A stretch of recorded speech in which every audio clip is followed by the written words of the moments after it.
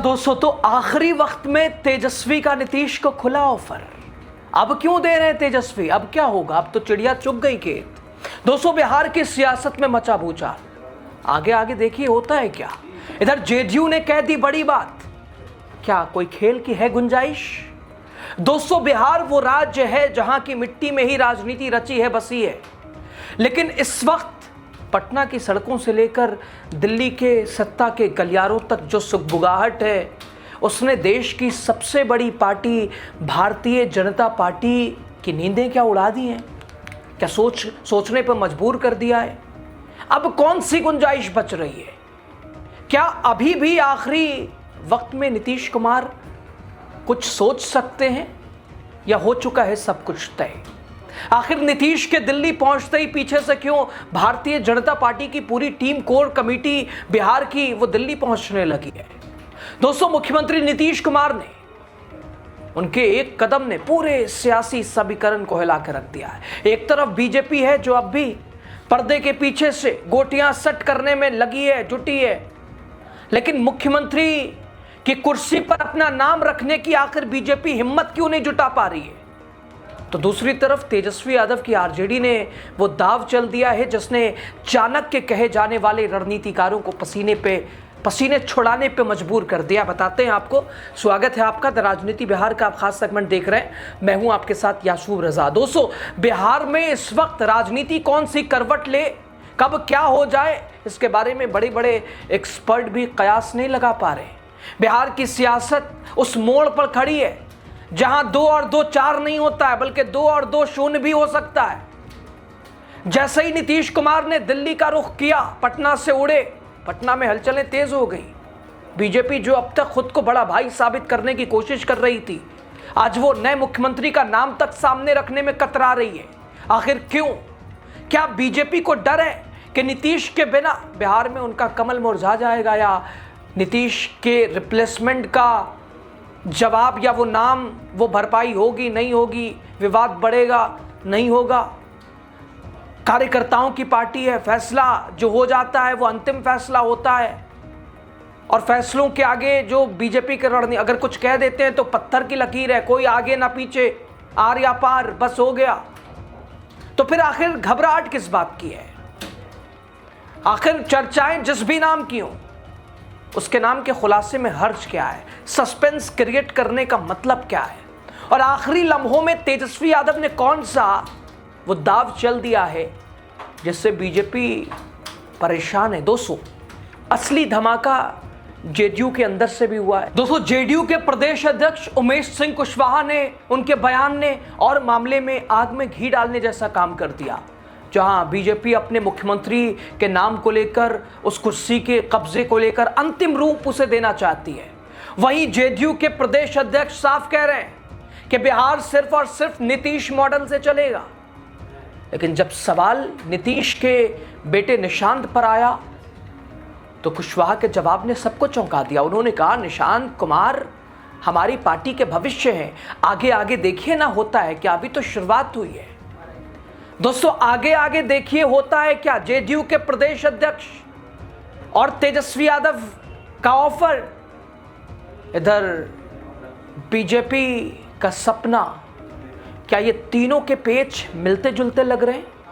और आगे आगे देखिए होता है क्या, ये जुमला बिहार की राजनीति में तब इस्तेमाल होता है जब कोई बहुत बड़ा खेला होने वाला होता है। क्या नीतीश कुमार अपने बेटे के लिए क्या ज़मीन कोई तैयार कर रहे हैं? कुछ प्लान उनका, सब कुछ ये बिहार छोड़ना बेटे के लिए ही है। और क्या बीजेपी इस नए उत्तराधिकारी को स्वीकार कर पाएगी? अगर डिप्टी सीएम का ही पद मिलता है फिलहाल, तो कोई दूसरा नीतीश तो बीजेपी कतई नहीं चाहेगी बिहार में पैदा हो।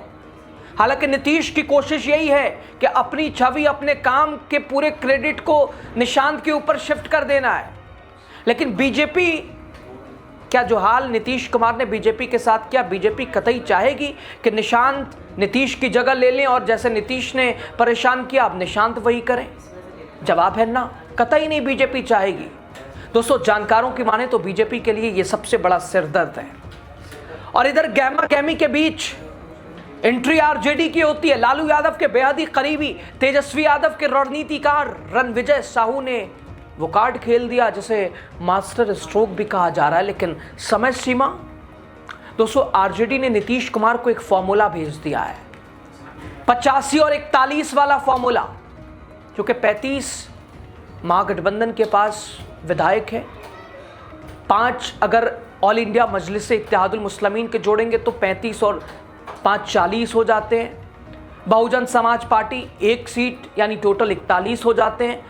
और नीतीश कुमार के दल का 85 और 41 इधर का दोनों को मिलाएं तो फिर बहुमत का आंकड़ा पार हो जाता है। यह फॉर्मूला नीतीश के अंतिम समय में भेजने का मतलब दोस्तों, दिल्ली जाने की जरूरत नहीं है। आरजेडी ये कहती नजर आ रही है, कहां चल दी है, बात तो कीजिए ना, ऑप्शन है आपके पास।